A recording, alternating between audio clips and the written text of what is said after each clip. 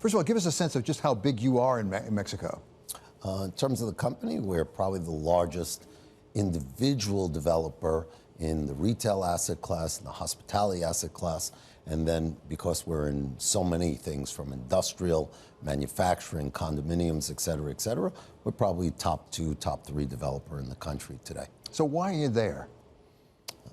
Opportunity, and I would call it both opportunity, growth, and alternative. When you think of the world and how things are changing, Mexico is becoming quite the answer to some of the United States' economic problems, and by being that solution, it's been wonderful for them. As a country, I would say it's 4 things that really make up their economy, their drive. One is their local specialty assets, I call it. It's avocados, it's tequila, and it's beer. We know it as, going out and having that drink of beer and having the dip and the tequila, et cetera, but it really is a product that's been growing. I mean, if you think of tequila, 30 years ago, did you really go to a bar and hear a friend order a tequila? Not really. And so Mexican culture has gone global, it's gone viral. Sort of what happened to sushi 40 or 50 years ago happened in Mexico. And then the second thing is remittances. A lot of Mexicans and Americans, because of the close relationship between our countries, really transverse back and forth. And then probably the thing that's been the buzzword for the last 30 or 60 days is nearshoring. We, as a country, we see the world sort of bifurcating, multipolar conflict. Mexico's a great solution. It's right here in our backyard. It's easy. Labor is actually cheaper than labor is in China. The people are hardworking, they're industrious. The commuting point, the logistics for a container ship is free relative to shipping it from China. And so it's really become the Chinese alternative. How does that translate into investing in real estate in Mexico? Are we talking about commercial real estate? Are we talking industrial? Are we talking about residential? All of the above? Where are you putting your money?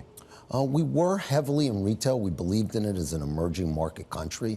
And so when we started in the country, we started off on a little street in a neighborhood called Polanco in Mexico City, Mazarik. Started building 6 different projects, commuting back and forth from New York, and then we sort of exploded. We wanted to deliver for them the same quality of life, lifestyle centers we saw in the United States. I had a friend, Rick Caruso, who was almost mayor in LA, probably would have been great for LA, took me for a tour of a project he did actually in Los Angeles. And I was fascinated by seeing how many Mexicans were in there and enjoying it. Mexican nationalities that were either tourists or local working. And that's when it dawned on me, why can't I bring what Rick Caruso did in the United States and California and bring that to all of Mexico? And then it just grew from there. It sort of snowballed. We started saying, it's a great place to visit, but I don't really love the hotels that I'd stay in. And so we started then building the hotels. And then nowadays, it's taking advantage of the nearshoring. It's multidimensional. First, it's direct-to-consumer companies that maybe they bring in the merchandise from a foreign country or manufacture it in Mexico and then ship directly to Americans right from there. Or number 2, the auto industry. Auto industry has been growing and growing, and the demand in the United States has been tremendous. And then last but not least is, I would say, advanced manufacturing. Mexico sometimes is thought of as a little bit of a backwards manufacturing country, but they've gotten so much more sophisticated, shockingly so to some people, not to myself. But when you look at medical products, EV, battery, manufacturing, Mexico's right up there just as good, if not better, than building in China. So Joe, you've described an investment opportunity, a big investment opportunity in Mexico. Typically, there's an opportunity, money rushes in, capital rushes in, and it becomes fully priced. Where are we in that cycle? How close are we to fully pricing the assets in Mexico so it's not quite the deal it was before? Excellent question. And often people generalize by the country, but you've got to also look at the specifics, meaning by the asset classes. For example, nearshoring, you had 120 companies announce investments in Mexico so far the first half of this year, about $29 billion in US dollar investment, 41% increase from last year. based upon the early research, it's looking like next year is going to double on that. So I would say from the industrial opportunity, I think we're in the very, very early innings of it, probably the earliest innings amongst the different food groups. In fact, one of the things I've often bumped into my challenges with investors, as well as sometimes, as we said, the media, is we're often at THOR sometimes a little bit too early. We don't try to be the first. As I often say, we try to be the fastest second, but it's not until you're the third or fourth or fifth that the investors get it.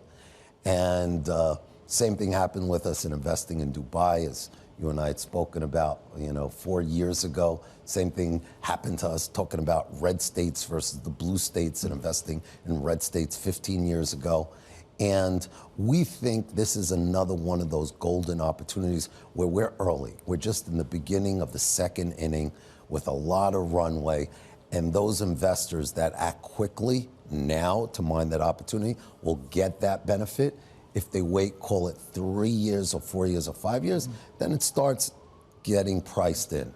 I would say retail is probably already priced in, and I would say condominiums, second home, tourism, while growing, is probably somewhere in the middle there. So I would say ahead of the curve is industrial, probably already valued well is retail, and as I often joke, forgive the expression to my team, I say, ride the horses, feed the lions, and shoot the dogs. I would call the office market there probably the dog, and I would say the industrial market is probably the lion. Joe, you're clearly bullish on Mexico as an investment opportunity. Compare it with some alternatives. We had Steve Schwartzman just this week say he thought when it came to real estate, Europe was a great opportunity right now. How do you compare Mexico with Europe with some Asian alternatives? Well, Steve is a friend. I'm a fan of him and John Gray, both super smart guys.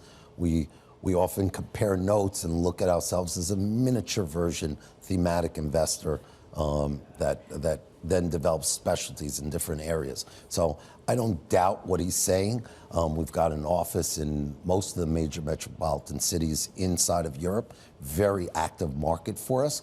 But I would say a lot of the early low-hanging fruit in Europe has been mined, but where the opportunity in Europe is much more because of the dislocation, because of financial markets. So, Joe, what about geopolitics, and particularly politics when it comes to Mexico? That's often been an issue for investors. We have an election coming up. Where does that stand today? You know, when AMLO was going through his election cycle, it scared the bejeebies out of the local players and candidly myself. AMLO then came in and he sounded good.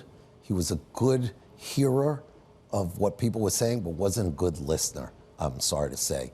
And so I really think that Mexico did well in spite of itself. Now, the politics is much better. Either way, we're getting a woman for the first time as the president of Mexico.